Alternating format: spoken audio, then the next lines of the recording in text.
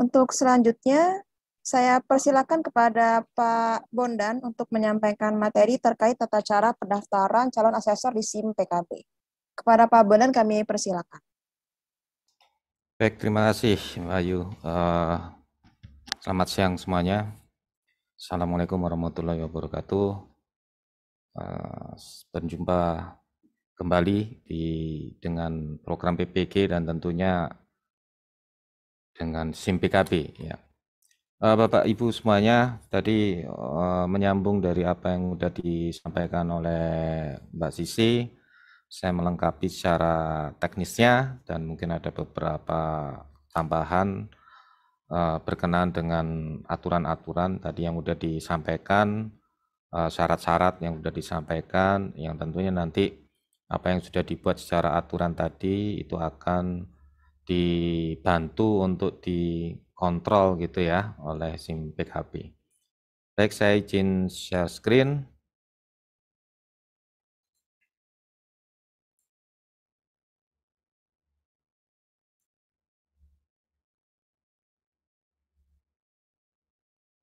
Oke, baik Bapak dan Ibu, saya rasa sudah familiar ya dengan SIM PKB. Beberapa slide mungkin akan saya skip.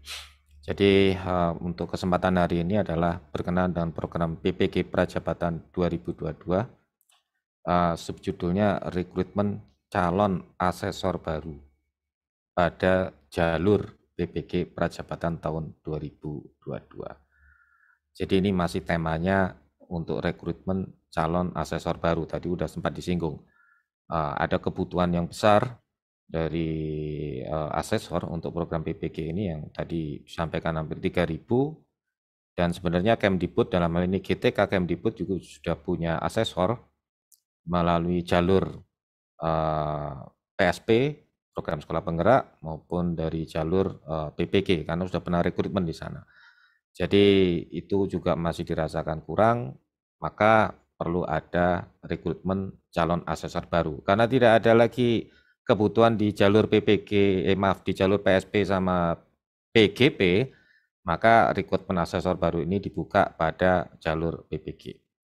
Jadi ini hal yang menurut kami ini signifikan, perlu saya sampaikan untuk posisi kegiatan kita berkenaan dengan asesor atau rekrutmen asesor baru melalui jalur. Jadi kata kuncinya jalur ya, PPG. Oke, saya rasa ini saya skip Bapak dan Ibu. Jadi SIM PKB salah satu layanan yang dikembangkan di GTK untuk bisa memberikan support ya seluruh program-program yang ada di GTK. SIM PKB sejak tahun 2016 hingga tahun ini ada banyak program, salah satunya yang tahun 2022 ini adalah PPG Daljab maupun PPG Prajabatan. SIM PKB sendiri sebagaimana Bapak dan Ibu ketahui itu terintegrasi dengan beragam program dan juga beragam sistem yang ada di GTK, baik itu nanti dengan Dapodik, dengan Pusdatin, ya, dan seterusnya. Dan antar sistem ini pun juga terdistribusi baik di tingkat dinas provinsi sampai ke individu yang meliputi guru, kepala sekolah, pengawas, widyaswara, dosen, ya, maupun masyarakat atau praktisi pendidikan. Nah, program-program yang ada di GTK tadi sudah disampaikan di slide sebelumnya itu terintegrasi dengan SIM PKB, dan yang terbaru juga SIM PKB berkolaborasi dengan program Belajar.id. Oke, kemudian saya lanjut. SIM PKB sendiri terintegrasi dengan Dapodik, juga dengan beberapa aplikasi termasuk SIM Tendik. Di sini yang mengelola pengelola sekolah. Kalau Dapodik ini kita ketahui bersama mengelola data guru, data kepala sekolah. Masih belum dengan PD Dikti, masih proses nanti di PPG Prajab ini baru dimulai. Kemudian juga dengan Pusdatin nanti dengan untuk cek data NIK ya, serta data yang berkenaan dengan NIDN nanti juga melalui Pusdatin. Jadi SIM PKB akan selalu terinterkoneksi ya dengan beragam sistem yang sudah aktif di lingkungan Kemdikbud. Jadi intinya SIMPKB tidak melakukan pendataan baru, tapi memberdayakan apa yang sudah dilakukan oleh sistem-sistem yang ada di lingkungan Kemdikbud. Baik, saya langsung masuk ke tata cara pendaftaran. Sekali lagi, calon asesor baru, ya. Jadi ini fokusnya adalah untuk calon asesor baru. Bagi yang sudah pernah mengikuti proses asesor atau sudah memiliki sertifikasi, itu tidak menjadi bagian dari rekrutmen calon asesor baru ini. Tapi nanti tetap punya kesempatan untuk bisa ditugaskan ya menjadi asesor di program PPG Prajabatan. Oke, saya lanjut lagi alurnya. Jadi ini ya Bapak dan Ibu, saya coba perjelas. Jalur rekrutmen asesor selama ini melalui platform SIMPKB itu ada 2 jalur di mana sebentar.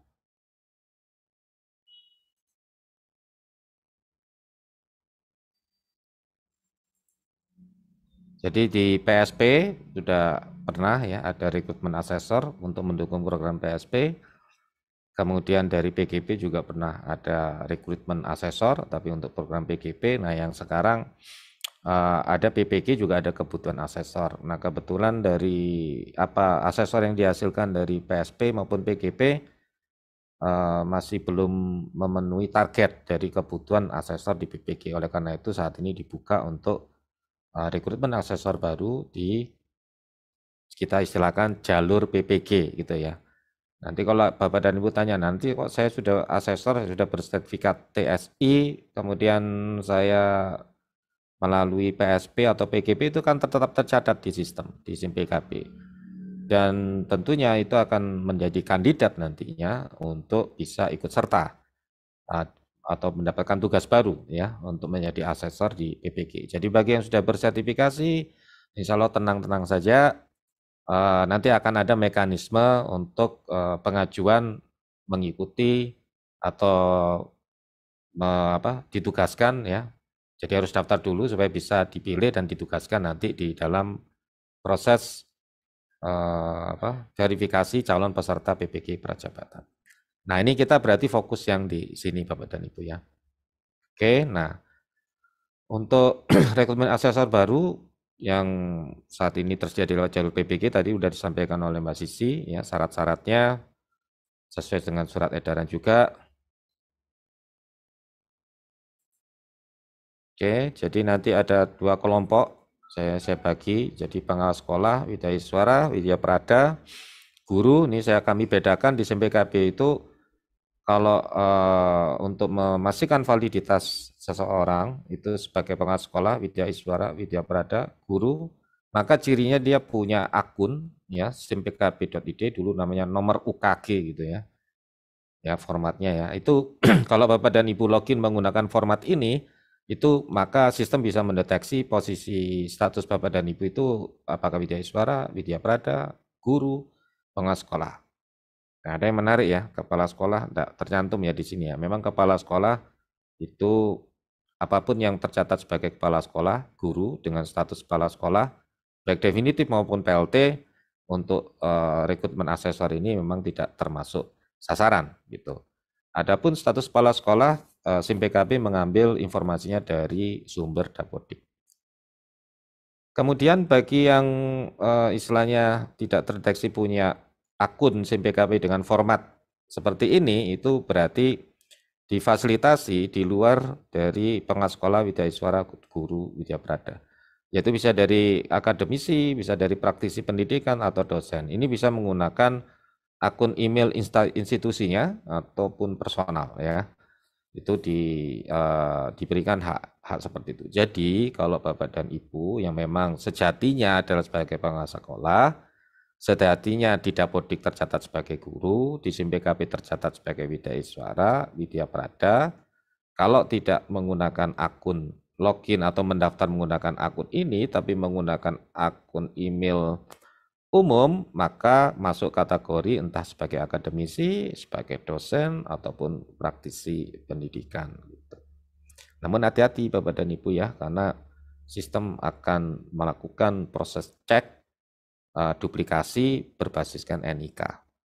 Jadi kalau meskipun pindah, tapi kalau NIK-nya terdeteksi, maka akan ditolak oleh sistem, karena itu adalah entitas yang sama. Jadi gunakan saja akun yang memang sesuai dengan status Bapak dan Ibu masing-masing di lingkungan Kemdikbud. Kalau memang guru ya gunakan akun SIM PKB gitu ya.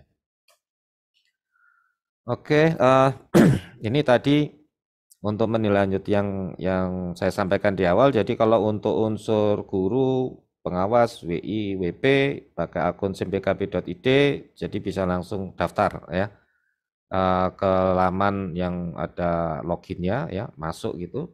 Ya sudah bisa langsung daftar, klik di sana, kemudian nanti gunakan akun ini gitu. Nah, bagi yang Bapak dan Ibu yang belum memiliki akun di SIM PKB ya, mungkin dari akademisi, dari praktisi, ataupun dari dosen, dan kemudian ingin mengikuti rekrutmen asesor baru di jalur PPK Prajabatan ini, bisa melakukan pengajuan akun. Namun sistem juga akan mendeteksi, bisa jadi Bapak dan Ibu mungkin sudah pernah emailnya terdaftar di SIM PKB, mengikuti program yang sudah ada sebelumnya, entah itu sebagai pelatih ahli, sebagai fasilitator dan sebagainya, itu juga sistem SIM PKB juga akan bisa mendeteksi ya berdasarkan akun email atau NIK-nya, sehingga sesuai aturan itu tidak diperbolehkan gitu. Tapi kalau betul-betul memang belum punya akun dan secara NIK juga belum pernah tercatat di SIM PKB, maka bisa mengajukan akun baru di SIM PKB untuk mendaftar di program rekrutmen asesor baru PPK Prajabatan. Ya nantinya tadi udah dijelaskan ya, nanti akan dipandu oleh sistem, Bapak dan Ibu melakukan upload ya, sesuai ikutin saja nanti tahapan-tahapan dari sistem ya, nanti akan saya tunjukkan ya. Nanti dari data-data yang ada jangan lupa submit, setelah submit nanti tim Verval di panitia pusat akan melakukan proses verifikasi dan validasi dokumen. Bila nanti sudah komplit, lengkap, tidak ada bentrok, tidak ada duplikasi, maka tim Verval akan bisa menyatakan lolos kualifikasi, dan Bapak dan Ibu bisa punya kesempatan untuk mengikuti sertifikasi yang terlebih dahulu ya di TSI, dan informasi itu akan disampaikan oleh panitia. Oke, nah untuk proses pelatihan TSI-nya sendiri, kalau sudah valid atau lolos seleksi administrasinya, Bapak dan Ibu akan diundang atau akan diinformasikan kapan mengikuti jadwal pelatihan TSI-nya. Kalau ini sudah lulus, maka Bapak dan Ibu akan berhak punya sertifikat TSI, dan itu artinya Bapak dan Ibu menjadi asesor di GTK Kemdikbud yang akan terekam di database-nya Kemdikbud, dan tentunya menjadi bagian dari GTK Kemdikbud untuk bisa membantu GTK Kemdikbud di program-programnya GTK Kemdikbud sebagai fungsi asesor di program-program yang lain tentunya ya. Jadi sekali dapat TSI ini terekam di GTK Kemdikbud, dan setelah itu kalau GTK ada program atau Kemdikbud secara umum ada program-program dan membutuhkan asesor, maka tentunya Bapak dan Ibu yang sudah punya sertifikasi ini punya kesempatan untuk diundang atau ditugaskan ya sebagai asesor di program-program yang lainnya, baik untuk saat ini maupun untuk di tahun-tahun ke depan. Oke, ini tadi udah saya ulang ya, saya jelaskan tidak berlaku bagi unsur guru yang berstatus kepala sekolah di Dapodik, baik itu definitif maupun PLT. Jadi Bapak dan Ibu itu terdeteksi sebagai kepala sekolah atau tidak, SIM PKB itu menerima informasinya dari Dapodik. Ya, intinya seperti itu. Kalau memang Bapak dan Ibu sudah tidak menjabat lagi sebagai kepala sekolah, jangan lupa untuk mengupdate data Dapodiknya ya, supaya SIM PKB membacanya tidak masih berstatus kepala sekolah begitu ya. Jadi apapun Intinya perubahan atau kondisi di sekolah Bapak dan Ibu atau di lingkungan pengawas ya di dinas, pastikan selalu up to date ya datanya di dapodik mutasi ataupun berubah jadi guru kepala sekolah atau sudah tidak menjabat lagi kepala sekolah, pastikan update di dapodik karena SIM BKP membaca data di dapodik. Bagi Bapak Ibu yang saat ini statusnya sebagai Widya Iswara Widya Prada, di SIM PKB ini juga mendistribusikan aksesnya ke UPT-UPT tempat naungan Bapak dan Ibu Widya Iswara maupun Widya Prada. Ya. Silakan hubungi adminnya untuk memastikan bahwa Bapak dan Ibu Widya Iswara maupun Widya Prada itu mendapatkan akun SIM PKB ID-nya yang dibuatkan atau digeneritkan oleh admin UPT naungan Bapak dan Ibu masing-masing ya di instansi masing-masing.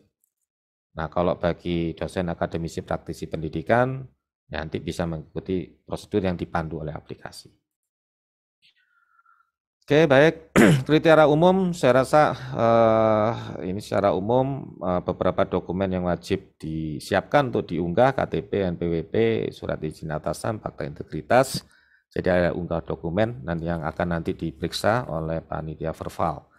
Dan beberapa kriteria khusus untuk masing-masing unsur peserta ya bisa diperhatikan di sini, namun juga nanti akan dipandu di aplikasi. Jadi aplikasi akan memberikan arahan gitu ya, memberikan panduan gitu ya, tergantung dari unsur Bapak dan Ibu saat mendaftar gitu. Jadi saat guru akan di aplikasi akan meminta dokumen ini. Kalau sebagai terdeteksi sebagai Widya Iswara akan meminta jenis dokumen ini. Jadi setiap unsur itu punya karakteristik masing-masing dan itu nanti akan dipandu di sisi aplikasi. Oke, baik ini asesor baru dan untuk asesor existing ya dari jalur program PSPO PPG tidak perlu melakukan pendaftaran asesor baru pada jalur saat ini PPG Prajabatan. Kalaupun sudah terlanjur ya, kemarin kita sempat belum update sehingga sebagian Bapak dan Ibu yang sudah punya atau berstatus asesor di jalur PSP atau maaf ini kok PPG ya, di PGP maksudnya ya, itu sudah terlanjur daftar gitu ya. Oke, nggak apa-apa. Namun nanti tidak ikut TSI lagi ya Bapak dan Ibu ya, karena kan sudah bersertifikat ya TSI ya. Jadi nggak ada sertifikat 2 kali gitu. Nah, untuk saat ini layanan kami tutup, kami blokir. Terus bagaimana bagi yang sudah terlanjur daftar ya, akan tetap kami catat. Terus bagaimana yang belum sempat mendaftar ya untuk ikut sebagai asesor di PPG Prajabatan, nanti akan ada informasi lebih lanjut khusus pendaftaran para asesor PPG Prajabatan dari yang sudah bersertifikasi yang berasal dari jalur sekolah penggerak maupun guru penggerak. Intinya seperti itu. Jadi mohon maaf ya Bapak dan Ibu, ini bukan PPG tapi PGP gitu. Oke, secara umum sih tentunya Bapak dan Ibu tinggal ikutin aja apa yang menjadi panduan dari sisi aplikasi, mulai dari portal GTK Belajar ya di sini. Kalau merasa belum punya akun, klik daftar akun. Kalau sudah punya akun, ya tinggal klik masuk gitu ya. Bisa diikutin. Kalau mau coba-coba ya nggak apa-apa ya silakan aja. Nanti aplikasi akan memandu Bapak dan Ibu untuk bisa melakukan proses pendaftaran atau registrasi ini ya dengan lebih mudah gitu ya. Kalau bingung coba aja lah mau masuk kanan, masuk kiri gitu ya. Tapi kalau belum punya akun, daftar akun dulu. Oke, nanti akan muncul tampilan seperti ini. Diminta memilih ya. Nanti kalau ini contohnya ini kalau dari unsur dosen atau unsur akademisi atau unsur praktisi pendidikan diminta alamat surelnya ya, diambil alamat personalnya. Kalau terdeteksi ya alamat surelnya sudah pernah aktif, maka nanti sistem akan menotifikasi ya. Jadi sistem sudah bisa mengidentifikasi sebagai asesor pendamping PGP atau sebagai fasilitator di program yang sebelumnya ya sesuai surat edaran inilah Bapak dan Ibu. Kalau saya pakai email yang lain bisa nggak? Ya bisa aja gitu kan. Tapi nanti kita akan cek NIK-nya lagi. Kalau udah ketahuan NIK-nya dan sudah terduplikasi, maka nanti akan muncul notifikasi lagi untuk ditolak. Jadi sistem akan mengecek supaya tidak terjadi duplikasi peran ganda gitu ya. Itu yang sistem ini dibuat Bapak dan Ibu ya menyesuaikan sama aturan itu aja. Kalau misalkan aturannya diperbolehkan, ya tidak akan ada blokir-blokir ini lagi di sistem. Gitu. Ya, jadi mohon bisa dimaklumi bahwa SIM PKB ini dimodif setiap program menyesuaikan dengan aturan yang sudah dibuat oleh panitia. Demikian. Oke, nanti tinggal diikutin, ya, cek emailnya untuk memastikan email yang Bapak Ibu masukkan itu aktif. Ini hanya untuk praktisi, akademisi, ataupun dari dosen. Nanti akan diminta ya, Bapak dan Ibu ikutin saja apa yang diminta, mengisikan sandinya diisi, klik masuk ya. Terus kemudian nanti Mas balik lagi ke sini, ke pilih yang tombol masuk ya, nanti diisikan akunnya yang sudah aktif tadi. Kemudian nanti sudah dipandu Bapak dan Ibu ya. Ada card di sini ya untuk melengkapi berkenaan dengan instrumen yang harus Bapak Ibu lengkapi. Nanti Bapak dan Ibu isi ya, ada statusnya ya. Apakah sudah lengkap atau belum? Kalau belum ya tanda tanya itu maaf tanda seru ya. Nah, ini form-formnya silakan dilengkapi ya sesuai dengan apa yang faktual. Kemudian jangan lupa Bapak dan Ibu ya, informasi rekening ya.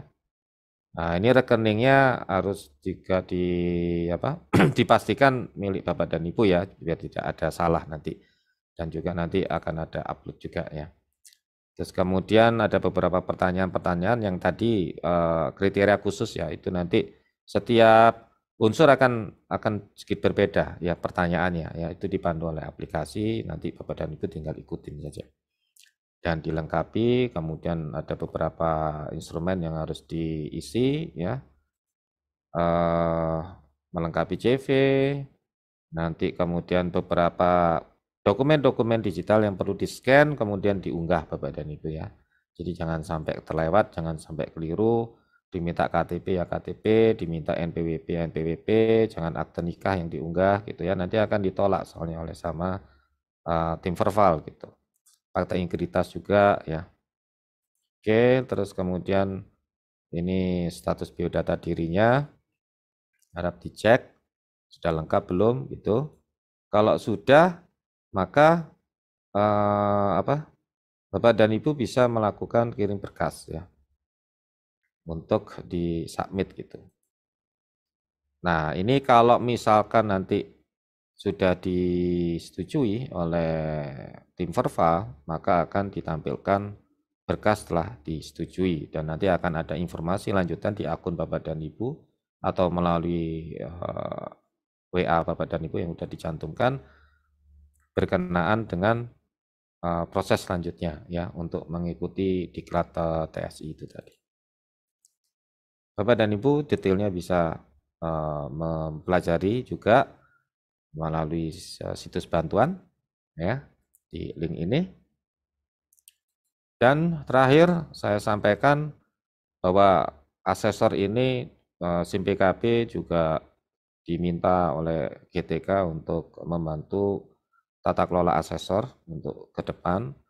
Jadi kalau di gambar yang awal tadi asesor disuplai dari beberapa program, nanti berikutnya rencana berikutnya Bapak dan Ibu, asesor itu menjadi layanan tersendiri, proses rekrutmennya juga tersendiri, tidak melalui jalur program, namun akan dikumpulkan di satu sistem, satu layanan, database Bapak dan Ibu akan direkam di GTK Kemdikbud dan bila mana ada kebutuhan asesor pada program-program yang berjalan saat ini, ataupun ada program-program yang lain yang membutuhkan asesor, maka bank data asesor ini yang berisi data Bapak dan Ibu yang sudah bersertifikasi, itu akan didistribusikan ya sesuai kebutuhan dari program-program yang ada di kita Kemdikbud ataupun mungkin dari direktorat yang lain.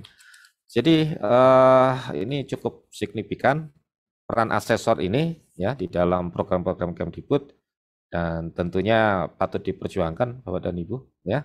Karena kalau sudah terjadi asesor, sudah punya sertifikat sebagai asesor, terekam di database-nya GTK Kemdikbud, siap nanti menerima tugas-tugas dari Kemdikbud, membantu program-program Kemdikbud ke depan. Baik, itu yang bisa saya sampaikan. Terima kasih. Saya kembalikan ke Mbak Ayu. Demikian. Assalamualaikum warahmatullahi wabarakatuh. Waalaikumsalam warahmatullahi wabarakatuh. Terima kasih Pak Bondan atas pemaparan materinya mengenai tata cara pendaftaran calon asesor di SIM PKB.